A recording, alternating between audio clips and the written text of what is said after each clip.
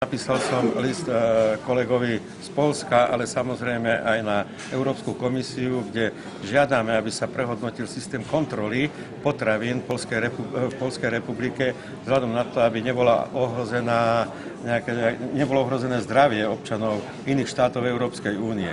Informoval som pána ministra, že my sme mali 14 špeciálnych kontrol len na poľské potraviny v priebehu 10 mesiacov minulého roku, kde boli impulzy na nekvalitu.